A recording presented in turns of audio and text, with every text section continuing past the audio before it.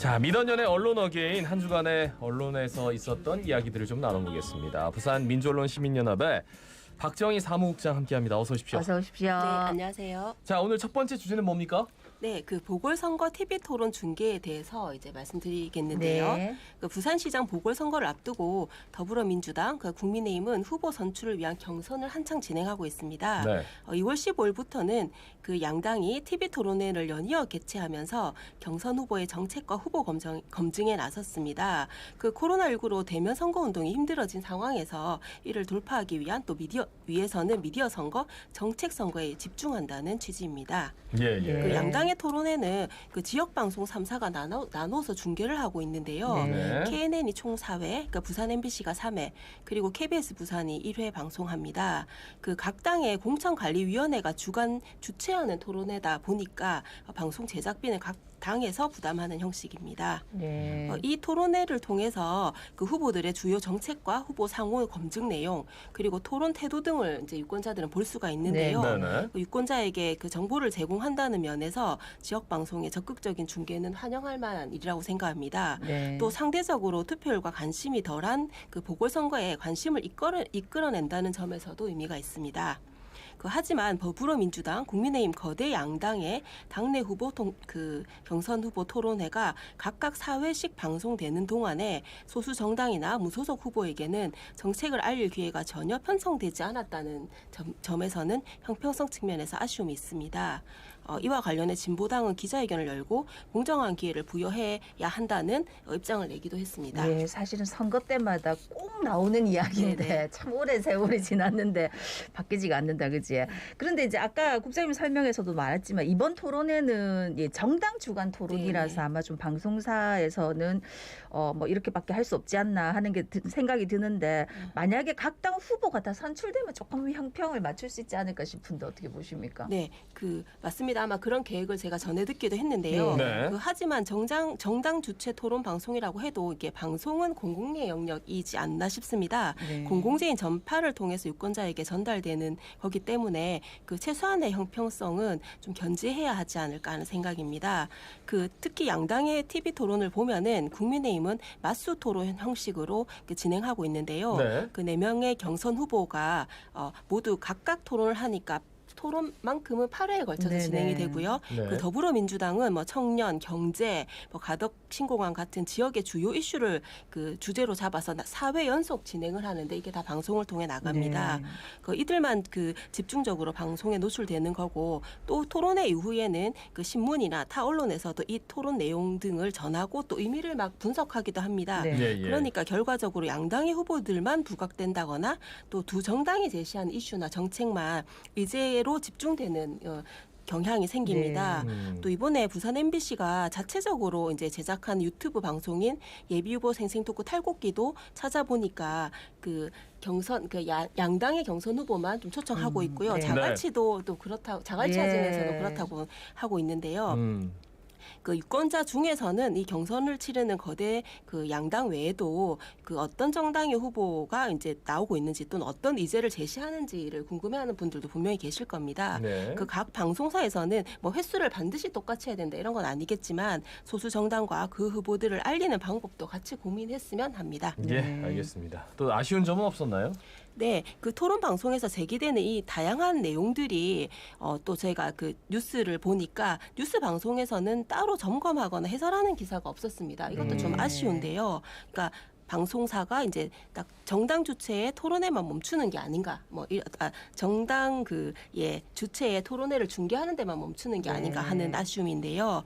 토론 방송이 지난된 2월 15일부터 지역 방송에 뉴스를 찾아봤는데요. 보궐선거 보도가 제법 있었지만 3사 모두 15일에 TV 토론을 알리는 그리고 이후는 어떻게 일정이 있는지 또는 미디어 선거를 우리는 하겠다라는 의미를 부각하는 기사는 있었지만 여기에서 나온 공방을 전달한다거나 공방에 대한 후보 발언을 검증한다거나 해설하는 네네. 기사는 찾을 수가 없었고요.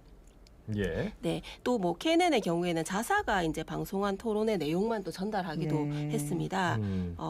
TV 토론 시작 이후에 MBC에서만 이제 보궐 이슈로 떠오른 한일 해저 터널에 대한 논란을 짚는 게 있었던 정도입니다. 예. 그러니까 거기서 나온 얘기들이 팩트 체크가 좀 한번 필요하고 저게 무슨 얘기지 하는 사람들이 그냥 궁금하고 끝났다. 네, 그게 좀 아쉽다. 네, 이런 맞습니다. 말씀이 네. 충분히 시민들의 공감합니다. 어떻게 봤는지 이런 것도 조금 네, 네, 네. 취재를 했으면 좋지 않았을까 하는 예. 생각도 들더라고요. 또 선거 보도 관련해서 추가로 더 짚어주실 내용이 있습니까? 네, 그 토론 방금 제가 그 방송이 토론 방송에 대한 추가 취재가 없어서 아쉽다 말씀드렸는데요. 음. 부산일보는 17일부터 4.7 쟁점 현미경 코너를 마련해서 토론 방송이나 아니면 선거에서 제기된 이런 쟁점들에 대해서 뭐 짚어보는 기획을 마련했더라고요. 네. 그래서 예, 예. 눈에 띄었습니다. 먼저 그 첫 번째 그 순서가 제일 좀 눈에 띄었는데요. 그 17일 날 그 박형준 이현주 그 후보의 맞수 토론에서 스크린 경마협회의 업주 협찬으로 박형준 후보가 뭐 외유를 다녀왔다던가 네. 아니면 사행성 기업체로부터 뭐 축제 협찬을 받았다던가 또는 뭐 그 게임 업체의 뇌물수수한 보좌관이 여전히 활동하고 있다던가 네. 이런 그 의혹을 강하게 이제 이현주 후보가 제기했는데요. 네. 이 부분을 짚었습니다. 박형준 보도에 따르면 박형준 후보는 사실이 아니다, 전혀 몰랐다라고 그 했지만 당시 라스베가스 출장을 함께 다녀온 그 열린우리당 김재홍 의원의 경우에는 그 해당 출장이 문제가 되어서 국회 윤리위에 제소되고 상임위도 문광에서 다른 상임위로 옮긴 사례가 네. 있다고 알렸고요. 또 2018년 금융감독위원장 후보가 의원 시절 피감 기관의 지원으로 해외 출장을 다녀온 것이 논란이 돼서 낙마한 그 사실도 소개했습니다. 그리고 이제 박 후보의 당시 보좌관이 현재에도 그 실형을 산 것도 사실이고 그 당시에. 예. 예, 그리고 이제 캠프에 참여하고 있다는 것도 팩트라고 전했습니다. 네, 이 보면은 검찰 조사에서는 사실 다 무혐의로 나온 상황입니다. 네. 그런데 네네. 이제 그 이해 충돌, 이익 충돌이라던가 이제 뭐 윤리성 이런 문제에 있어서는 어떤 문제가 있는지를 좀 체크했다는 점에서는 유권자가 판단할 정보를 제공한 면에서 좀 의미가 있었고요. 예. 뭐 이후에는 또 그 박근혜 대통령의 탄핵 당시 뭐 이현주 후보의 행보라던가 이현주 후보가 제기한 불법 자금 의혹 등을 이제 이 팩트 체크 과정에서 짚고 있습니다. 네. 그래요. 쟁점에 대해서 뭐 틀리다 맞다 뭐 이런 판단이 아니라 그러니까 옛날에 이런 사실이 있었다. 그리고 그 사실을 따라가 보니까 이렇게 했다. 이 정도는 유권자에게 추가적으로 좀 정보를 알리는 언론으로서의 역할로서는 굉장히 중요한 역할인데 그냥 따옴표만 진짜 전하지 말고 한 번 더 좀 짚어내는 보도 필요하다. 지적 잘 받아들이겠고요. 다음 주제는요. 네, 그 지역화폐 동백전 사업자가 최근에 교체가 되었습니다. 그 대부분 언론에서 교체 배경이나 또 앞으로 남은 과제 등을 짚었습니다.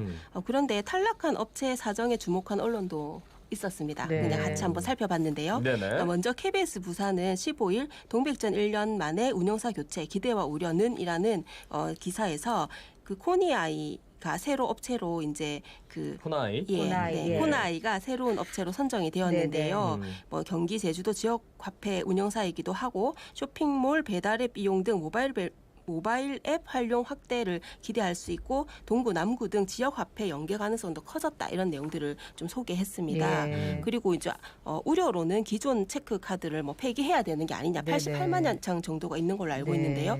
그리고 교체 과정에서의 불편은 없는지 연결은 되는지 이런 부분들을 같이 짚었고요. 국제신문 역시 뭐 캐시백 위주의 플랫폼 활용 에서 캐시백 위주에서 플랫폼 활용한 그 다양한 사업 추진이 이제 열린 것 같고 또 기초단체 화폐와 연계 가능성이 높아졌다라는 부분을 긍정적으로 평가했습니다. 네. 부산일보도 새 사업자 선정 관련해서 소식을 전했는데요. 네. 앞선 내용들을 좀 간단하게 전하긴 했고 뭐 부산일보의 보도 중에서 좀 눈에 띄었던 것은 그 탈락한 KT의 사정을 실어 뉴스였습니다. 네네. 그 동백전 탈락 KT 지역화폐 사업 어떡하나라는 기사였는데요. 그 이번 탈락으로 KT가 그 총사업 규모 절반이 감소될 위기에 처했고 또 지역화폐 사업자로서의 위상도 타격이 있을 것이다라는 걸 나름 이제 그 비중 있게 보도를 했더라고요. 네. 예, 그런데 이제 캐시백에 그런데 이제 이 KT 같은 경우는 지난해 뭐 쇼핑몰 이렇게로 전환하는 것에 대해서 그 시기를 지키지 못했다던가 네. 아니면은 또 뭐 대기업이긴 한데 그 지역 상황에는 좀 맞지 않지 않냐라는 네. 시민단체의 뭐 줄곧된 그 비판도 있거나 한 상황에서 이렇게 바뀌었는데 굳이 좀 더 과제를 짚기보다 이제 탈락한 이 업체에 주목할 필요가 있었을까라는 이제 좀 아쉬움이 있었고요. 그러니까 사실 탈락하는 그 이유 전에 참 네네. 논란이 많았거든요. 맞습니다. 그런데 네. 그 업체가 탈락하게 되면 이런 속사정이 있어서 참 어려움을 겪는다. 이런 보도가 굳이 필요했을까? 네, 라는 네, 그런 의구심. 그러니까 제목 그렇습니다. 자체가 마치 엄청 KT가 탈락이 돼서 지역화폐 자체가 안 될 것처럼 네, 네. 제목을 어떡하나 뭐 이렇게 한 거 자체가 좀 의도적인 게 아닌가 네, 싶은 네, 생각이 네. 드네요. 어쨌든 간에 이 동백전 이미 많은 분들이 88만 정이나 발급돼 네. 있고 우리 시민이나 자영업자, 우리 지역의 자영업자들한테 참 도움이 돼야 되는데 앞으로 잘 또 새 사업자가 어떻게 하고 있는지 견제와 감시 언론 통해서 잘 해야 될 것 같습니다. 다음은 이제 미디어 동향 관련 소식 준비하셨다고요? 네네. 그 더불어민주당이 2월 임시국회에서 그 허위 정보 피해로 인한 손해배상을 3배까지 묻는 언론 피해 구제 방안 등을 포함한 6개 언론 법안을 처리하겠다라고 밝혔습니다. 네. 그 언론중재법이 3개고 언론 그 정보통신망법이 2개 그리고 형법 1개로 구성된 이번 법안에 대해서 그 더불어민주당은 고의적인 가짜 뉴스와 악의적 허위 정보로 인한 피해 구제를 강화하기 위한 취지다라고 설명을 예. 했는데요. 네. 그 지금 언론에 대한 뭐 그 보도에 대한 불신이라던가 아니면 인터넷을 통해서 뭐 무분별하게 이제 막 전파되고 있는 다양한 가짜 뉴스에 대한 이제 우려들이 되게 큰 상황이지 않습니까? 네. 예, 그래서 이런 언론의 사회적 책임을 강화하고 또 언론 보도에 대한 실질적 피해 구제 강화가 피해 구제. 예, 피해 구제 강화가 필요하다는 의미에서는 뭐 이번 그 입법 취지에 일부 공감이 됩니다. 네. 하지만 6개 개별 법안만으로 이 언론의 공공성 강화라던가 신뢰도 제고를 위한 그 근본적인 방안이 되는 건지에 대한 아쉬움이 아주 큽니다. 네. 이와 관련해서는 그 민원연도 2월 10일 논평을 내고 입법 내용과 절차 등에 대해서 문제를 지적하기도 했습니다. 네. 어떤 문제입니까? 네네. 먼저 절차 문제인데요. 네. 그 더불어민주당이 언론개혁 법안이라고 이렇게 6개 추진하면서 언론단체나 또는 시민단체 또는 시민들의 의견을 충분히 수렴하지 않았습니다.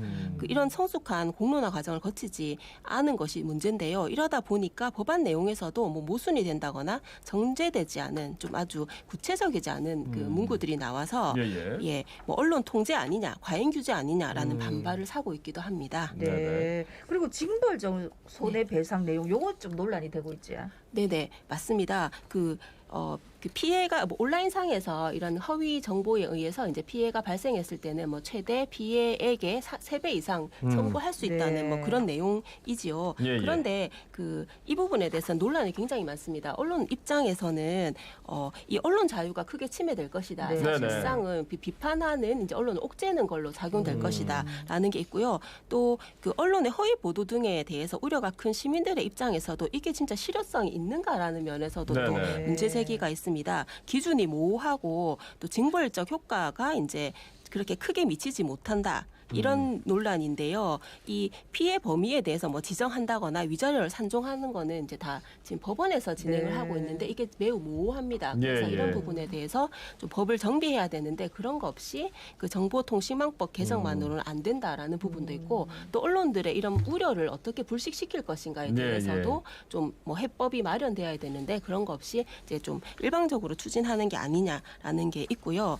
예, 지금 현재 이제 미디어가 워낙 변했는데 네네. 막 경쟁이 매우 치열하고 있습니다. 그래서 뭐 언론의 공공성은 많이 약화가 되고 있고 네. 또 시민 입장에서 이제 뭐 미디어의 권리가 강화되고 있는가에 대해서도 회의가 있는 상황입니다. 그렇다 보니까 이제 정부에서 또는 국회에서 좀 종합적인 미디어 정책이 새로 만들어지고 시민을 위한 뭐 권리가 확대되는 방안으로 가야 된다. 이런 것들이 이제 저희들의 주장이었는데요.